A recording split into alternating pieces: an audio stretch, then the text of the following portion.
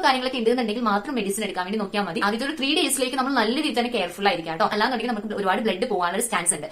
Hello, welcome back to my YouTube channel. എന്റെ channel ആദ്യമായിട്ടാണ് കാണുന്നതെന്നുണ്ടെങ്കിൽ സബ്സ്ക്രൈബ് ചെയ്ത് വെച്ചോളൂ. സോ കഴിഞ്ഞ വീഡിയോയിലേക്ക് നമ്മൾ പറഞ്ഞിട്ടുണ്ടായിരുന്നത് പല്ലിൽ ക്ലിപ്പ് ഇട്ടതിന് ശേഷമുള്ള എക്സ്പീരിയൻസ്, പല്ല് എക്സ്ട്രാക്ട് ചെയ്ത കാര്യങ്ങളൊക്കെ പറഞ്ഞിട്ടുണ്ടായിരുന്നു. പല്ല് എക്സ്ട്രാക്ട് ചെയ്ത് കഴിയുമ്പോഴുള്ള ആഫ്റ്റർ കെയർസ് അങ്ങനെയുള്ള കാര്യങ്ങളൊക്കെ ആയിരിക്കും ഞാൻ ഈ വീഡിയോയിലൂടെ ഷെയർ ചെയ്യുന്നുണ്ടായിരുന്നു. എന്തെങ്കിലും ഡൗട്ട്സ് കാര്യങ്ങളൊക്കെ ഉണ്ടെന്നുണ്ടെങ്കിൽ കമന്റ് ചെയ്തോളൂ. എനിക്ക് അറിയാവുന്ന രീതിയിൽ തന്നെ ഞാൻ അതിനെ ആൻസർ ചെയ്യുന്നതായിരിക്കും കേട്ടോ. സോ വീഡിയോയിലേക്ക് സ്റ്റാർട്ട് ചെയ്യാം. എന്റെ പല്ല് എക്സ്ട്രാക്ട് ചെയ്തെന്ന് പറയുന്നത് പല്ലിൽ ക്ലിപ്പ് ഇട്ടതിന് ശേഷമുള്ള 3 മാസം കഴിഞ്ഞിട്ടാണ് പല്ല് എക്സ്ട്രാക്ട് ചെയ്തിട്ടുണ്ടായിരുന്നത്. 3 പല്ലായിരുന്നു എനിക്ക് എക്സ്ട്രാക്ട് ചെയ്യേണ്ടി വന്നിട്ടുണ്ടായിരുന്നു കേട്ടോ. ആ ഒരു പല്ലിലെ എക്സ്ട്രാക്ടിങ് എന്ന് പറയുന്നത് എനിക്ക് മേളിലത്തെ 2 പല്ലും പിന്നെ താഴത്തെ 1 പല്ലും മാത്രം എക്സ്ട്രാക്ട് ചെയ്താൽ മതിയായിരുന്നു. കാരണം താഴെ ഓൾറെഡി ഒരു സ്പേസ് ഉള്ളതുകൊണ്ട് തന്നെ 3 പല്ലാണ് എനിക്ക് ടോട്ടലായിട്ട് എടുത്തിട്ടുണ്ടായിരുന്നത്. എന്റെ ആദ്യത്തെ, അതായത് മേളിലത്തെയും താഴത്തെയും ഒരു തവണ ഫസ്റ്റ് ടൈമിൽ എടുക്കാനുള്ള കോസ്റ്റ് എന്ന് പറയുന്നത് 400 rupees ആണ്. ഓരോ ക്ലിനിക്കിലും അതനുസരിച്ച് ഡിഫറെന്റ് ആയിരിക്കും കേട്ടോ. എനിക്ക് വന്നത് 400 രൂപയായിരുന്നു. ആൻഡ് സെക്കൻഡ് ടൈം മേളിലത്തെ 1 പല്ലും കൂടി എടുക്കാൻ വേണ്ടി വന്നിട്ടുണ്ടായിരുന്നെന്ന് പറയുന്നത് 200 rupees ആയിരുന്നു. ഇനി പല്ല് എടുത്തതിന് ശേഷമുള്ള എന്റെ എക്സ്പീരിയൻസ് എന്ന് പറഞ്ഞിട്ടുണ്ടെന്നുണ്ടെങ്കിൽ ഞാൻ പറഞ്ഞ പോലെ തന്നെ ഭയങ്കര ഡിഫിക്കൽട്ടീസ് ഉണ്ടായിരുന്നു. കാരണം ഫസ്റ്റ് ഡേയിൽ തന്നെ നല്ല രീതിയിൽ തന്നെ ബ്ലഡ് പോയിട്ടുണ്ടായിരുന്നു. അപ്പൊ നമ്മള് പല്ല് എക്സ്ട്രാക്ട് ചെയ്ത് കഴിയുമ്പോഴത്തേക്കും മാക്സിമം ചൂടുള്ള കാര്യങ്ങളൊന്നും പെട്ടെന്ന് കഴിക്കാണ്ടിരിക്കാൻ വേണ്ടി നോക്കുക. അതായത് കുറച്ച് തണുപ്പിച്ചിട്ട് വേണം എല്ലാ കാര്യങ്ങളും ചെയ്യാൻ. മാക്സിമം ഒരുപാട് സോളിഡ് ആയിട്ടുള്ള കഴിക്കണേലും കുറച്ചും കൂടി ബെറ്റർ ആയിരിക്കും കുറച്ച് ലിക്വിഡ് ആയിട്ടുള്ള, അപ്പൊ കഞ്ഞി കാര്യങ്ങളൊക്കെ കുടിക്കാൻ വേണ്ടി നോക്കുക ആ ദിവസം തന്നെ. അതും നല്ല രീതിയിൽ തണുപ്പിച്ചതിന് ശേഷം മാത്രം കുടിക്കാൻ വേണ്ടി നോക്കുക. ഒരു കഞ്ഞിയും അച്ചാറൊക്കെ മതിയാകും കുടിക്കാൻ വേണ്ടിയിട്ട്. പിന്നെ അല്ലാന്നുണ്ടെങ്കിൽ എന്ത് കഴിച്ചാലും ഭയങ്കര സോഫ്റ്റ് ആയിട്ടും അതുപോലെ തണുപ്പിച്ചിട്ടും കഴിക്കാൻ വേണ്ടി നോക്കുക. അത് ഭയങ്കര ഇമ്പോർട്ടന്റ് ആണ്. അല്ലാന്നുണ്ടെങ്കിൽ നമുക്ക് ഒരുപാട് ബ്ലഡ് പോകാനുള്ള ഒരു ചാൻസ് ഉണ്ട്. അതുപോലെ തന്നെ എപ്പോഴും പല്ലിങ്ങനെ കൊപ്പിച്ചോണ്ടിരിക്കുക. കൊപ്പിക്കാന്ന് പറഞ്ഞിട്ടുണ്ടെന്നുണ്ടെങ്കിൽ പല്ലിങ്ങനെ കുലുക്കി കുത്താണ്ട് ഇരിക്കുക.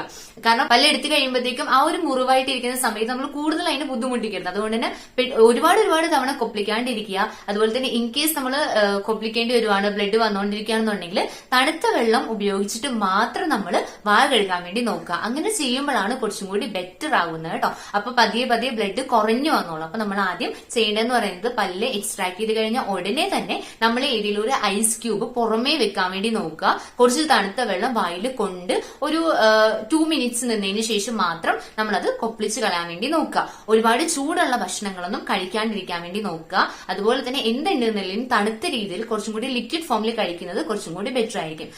ആദ്യത്തെ ഒരാഴ്ചയെങ്കിലും മാക്സിമം റെസ്റ്റ് കൊടുക്കുകയാണെങ്കിലും നല്ലതായിരിക്കും. കേസ് സാധിച്ചിട്ടില്ല എന്നുണ്ടെങ്കിലും ഈ ഒരു ബ്ലഡ് വരൽ നിൽക്കുന്നിടത്തോളെങ്കിലും നമ്മൾ മാക്സിമം ശ്രദ്ധിക്കാൻ വേണ്ടി നോക്കാം കേട്ടോ. ഞാൻ ഏകദേശം ഒരു 1 week ഒക്കെ എടുത്തു. കാരണം എനിക്ക് ആദ്യം എന്ന് പറയുന്നത് മേളിലത്തെയും താഴത്തെയും പല്ല് കൂടി എക്സ്ട്രാക്ട് ചെയ്തുകൊണ്ട് തന്നെ ഒരുപാട് തരത്തിൽ ബ്ലഡ് പോകുന്നുണ്ടായിരുന്നു, ഒരുപാട് ഇഷ്യൂസ് ഉണ്ടായിരുന്നു. അതുകൊണ്ട് തന്നെ ഞാൻ 1 week ഒക്കെ മാക്സിമം റെസ്റ്റ് കൊടുത്തിട്ടുണ്ടായിരുന്നു കേട്ടോ. പിന്നെ ഒരുപാട് തല ഇങ്ങനെ നമ്മൾ ഇളക്കി അതുപോലെ തന്നെ ഓടിച്ചാടി അങ്ങനെ നടക്കാണ്ടിരിക്കാൻ വേണ്ടി നോക്കുക. കാരണം എന്ന് വെച്ചിട്ടുണ്ടെങ്കിൽ ഒരുപാട് നമ്മൾ അങ്ങനെ സ്ട്രെയിൻ കൊടുക്കരുത്. അപ്പൊ നമ്മൾ കിടക്കാൻ വേണ്ടി നോക്കുക, മാക്സിമം റെസ്റ്റ് കൊടുക്കുക. പിന്നെ ബ്ലഡ് ഉണ്ടാവാൻ വേണ്ടിയിട്ടുള്ള കാര്യങ്ങളൊക്കെ നമുക്ക് ഒരു ലിക്വിഡ് ഫോമിൽ കഴിക്കാം. ഇപ്പൊ ഫോർ എക്സാമ്പിൾ നമുക്ക് ഒരു ജ്യൂസ് ഒക്കെ വേണമെങ്കിൽ കുടിക്കാം. ഇപ്പൊ മുന്തിരി ജ്യൂസ് കാര്യങ്ങളൊക്കെ കുറച്ചുകൂടി ബെറ്റർ ആണ്. പൊംഗ്രാനൈറ്റിന്റെ ജ്യൂസ് നല്ലതായിരിക്കും. ഇതെല്ലാം തണുപ്പിച്ചിട്ട് കുടിക്കാൻ വേണ്ടി നോക്കുക. ഇതായിരിക്കണം ആദ്യത്തെ ഒരു 2 days അല്ലെങ്കിൽ ഒരു 3 days. ആദ്യത്തെ ഒരു 3 daysലേക്ക് നമ്മൾ നല്ല രീതിയിൽ തന്നെ കെയർഫുൾ ആയിരിക്കാം കേട്ടോ. കാരണം എന്നെ പേടിപ്പിക്കുന്നതല്ല, കാരണം നമ്മൾ നല്ല രീതിയിൽ തന്നെ കെയർ കൊടുത്താലായിരിക്കും കുറച്ചും കൂടി ബെറ്റർ ആകും. പിന്നെ ഫസ്റ്റ് ഡേ തന്നെ നമുക്ക് ചിലപ്പോൾ പല്ല് വൃത്തിക്ക് നമുക്ക് കഴുകാൻ പറ്റണമെന്നില്ല. കാരണം ഒരു 2 monthsോളം നമ്മുടെ പല്ലില് ആ ഒരു ഗ്യാപ്പ് വന്നിട്ടില്ല. പെട്ടെന്ന് ആ ഒരു ഗ്യാപ്പ് ഫോം ചെയ്തപ്പോൾ തന്നെ പല്ല് ക്ലീൻ ചെയ്യുന്ന സമയത്ത് നമ്മൾ ശ്രദ്ധിക്കേണ്ടതുണ്ട്. അപ്പൊ നമ്മൾ ബ്രഷ് ചെയ്യുന്ന സമയത്ത് നമ്മൾ ഈ ഒരു പോർഷൻ, അതായത് നമുക്ക് ഈ ഗ്യാപ്പ് ഉള്ള പോർഷൻ വിട്ടിട്ട് നമ്മൾ അപ്പുറത്തേക്കൊക്കെ നല്ല രീതിയിൽ തന്നെ ക്ലീൻ ചെയ്യാം. പിന്നെ കുറച്ച് ലിമിറ്റേഷൻസ് നമുക്ക് കുറച്ച് ദിവസത്തേക്ക് ഫീൽ ചെയ്യും. കാരണം ആ ഒരു ഗ്യാപ്പ് വരുന്നു. പിന്നെ അതുപോലെ നമ്മൾ വെള്ളം കൊപ്പിക്കുന്ന സമയത്തൊക്കെ ആണെങ്കിലും ആ ഒരു ഗ്യാപ്പിലൂടെ ആയിരിക്കും പോകുന്നത്.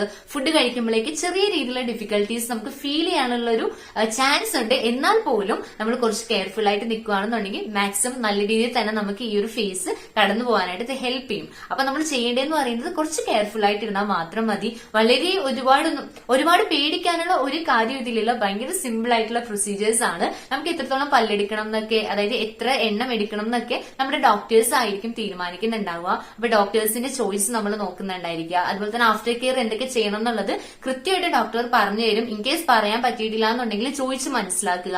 പിന്നെ നമുക്ക് ഒരുപാട് പെയിനോ കാര്യങ്ങളൊക്കെ ഉണ്ടെന്നുണ്ടെങ്കിൽ മാത്രം മെഡിസിൻ മെഡിസിൻ എടുക്കാൻ വേണ്ടി നോക്കിയാൽ മതി. അതും ഡോക്ടറിന്റെ പ്രിസ്ക്രിപ്ഷൻ ഉണ്ടെന്നുണ്ടെങ്കിൽ മാത്രം നമ്മൾ അത് ചെയ്യുക. ഇൻ കേസ് നമുക്ക് അത് കഴിഞ്ഞിട്ടും പെയിൻ കാര്യങ്ങൾ, അതായത് ഓരോരുത്തർക്ക് ഡിഫറെന്റ് ആയിരിക്കും, അങ്ങനെ ഉണ്ടെന്നുണ്ടെങ്കിൽ ഡോക്ടറിനെ കൺസൾട്ട് ചെയ്തതിനു ശേഷം മാത്രം പെയിൻ കില്ലേഴ്സോ അല്ലെങ്കിൽ മെഡിസിൻസോ കാര്യങ്ങൾ എടുക്കുന്നതായിരിക്കും കുറച്ചും കൂടി ബെറ്റർ. ഞാൻ 2 തവണയും പല്ല് എക്സ്ട്രാക്ട് ചെയ്തപ്പോഴത്തേക്കും എനിക്ക് പെയിൻ കില്ലേഴ്സ് എടുക്കേണ്ടി വന്നിട്ടില്ല. പക്ഷെ ഞാൻ നല്ല രീതിയിൽ തന്നെ കെയർ ചെയ്തിട്ടുണ്ട്. അതുകൊണ്ട് തന്നെ വലിയ ഡിഫിക്കൽട്ടീസ് എനിക്ക് ഫീൽ ചെയ്തിട്ടില്ല. ആകെ വന്നിട്ടുണ്ടായിരുന്നത് ബ്രഷ് ചെയ്യുന്ന സമയത്തുള്ള കുറച്ചൊരു ബുദ്ധിമുട്ടുണ്ടായിരുന്നു. ആദ്യത്തെ 2 ഡേയ്സിൽ എനിക്ക് നല്ല രീതിയിൽ തന്നെ ബ്ലഡ് കാര്യങ്ങൾ വന്നപ്പോൾ ഒരു ഡിഫിക്കൽട്ടീസും ഞാൻ ഫേസ് ചെയ്തിട്ടുണ്ടായിരുന്നു. അല്ലാത്ത പക്ഷം വലിയ രീതിയിലുള്ള ബുദ്ധിമുട്ടൊന്നും എനിക്ക് വന്നിട്ടില്ല കേട്ടോ. അപ്പൊ ഇത്രയും കാര്യങ്ങളാണ് ഞാൻ പല്ല് എടുത്തതിന് ശേഷം ശ്രദ്ധിച്ചിട്ടുണ്ടായിരുന്നത്. ഞാൻ ഒന്ന് ജസ്റ്റ് മിനിമൈസ് ചെയ്തിട്ട് ഒന്നുകൂടി ഞാൻ ബ്രീഫ് ചെയ്തിട്ട് പറഞ്ഞുതരാം എന്തൊക്കെയാണ് ഞാൻ ചെയ്തിട്ടുണ്ടായിരുന്നത് എന്നുള്ളത്. പല്ല് എക്സ്ട്രാക്ട് ചെയ്ത് വന്ന ഉടനെ നമ്മളൊരു ഐസ് ക്യൂബ്സ് കാര്യങ്ങൾ വെച്ചിട്ട് ഈ പുറമെ വെച്ചുകൊണ്ടിരിക്കുക. അതുപോലെ തന്നെ തണുത്ത വെള്ളമായിരിക്കണം ഹോൾഡ് ചെയ്ത് പിടിച്ചിട്ട് ഒരു 2 മിനിറ്റ്സ് കഴിഞ്ഞിട്ട് നമ്മൾ പുറത്തേക്ക് അത് കളഞ്ഞാൽ മതി. അതുപോലെ തന്നെ ലിക്വിഡ് ഫോമിൽ മാക്സിമം തണുപ്പിച്ചിട്ട് തന്നെ ഭക്ഷണങ്ങളെല്ലാം കഴിക്കാൻ വേണ്ടി നോക്കുക. മാക്സിമം ഒരു 1 വീക്ക് എങ്കിലും നമ്മൾ എന്ത് ചെയ്തിട്ടുണ്ടായിരിക്കുക, റെസ്റ്റ് കൊടുത്തിട്ടുണ്ടായിരിക്കുക. ബ്രഷ് ചെയ്യുന്ന സമയത്താണെന്നുണ്ടെങ്കിൽ മാക്സിമം നമ്മുടെ ആ ഒരു ഗ്യാപ്പിലേക്കോ അല്ലെങ്കിൽ ആ മുറിവിലേക്കോ ബ്രഷ് വരാത്ത രീതിയിൽ സൂക്ഷിച്ചിട്ട് തന്നെ നമ്മൾ എന്ത് ചെയ്യാൻ വേണ്ടി നോക്കുക, പല്ല് വൃത്തിയാക്കാൻ വേണ്ടി നോക്കുക. ഇത്രയും കാര്യങ്ങളൊക്കെ ശ്രദ്ധിക്കുകയാണെന്നുണ്ടെങ്കിൽ നമുക്ക് ഈ പല്ല് എക്സ്ട്രാക്ട് ചെയ്തിട്ടുള്ള ഒരു ഫേസ് വളരെ നല്ല രീതിയിൽ തന്നെ നമുക്ക് പോകുകയും ചെയ്യും കേട്ടോ. അപ്പൊ ഇത്രയും കാര്യങ്ങളാണ് എന്റെ എക്സ്പീരിയൻസ് ആയിട്ട് ഉള്ളത്. എന്തെങ്കിലും ഡൗട്ട്സ് കാര്യങ്ങളൊക്കെ ഉണ്ടെന്നുണ്ടെങ്കിൽ കമന്റ് ചെയ്തിട്ട് എന്നോട് ചോദിച്ചോളൂ. എനിക്ക് പറ്റുന്ന രീതിയിൽ ഞാൻ ഇതിന് റെസ്പോണ്ട് ചെയ്യുന്നതായിരിക്കും. നെക്സ്റ്റ് വീഡിയോയിൽ കാണുന്നവരെ ബൈ.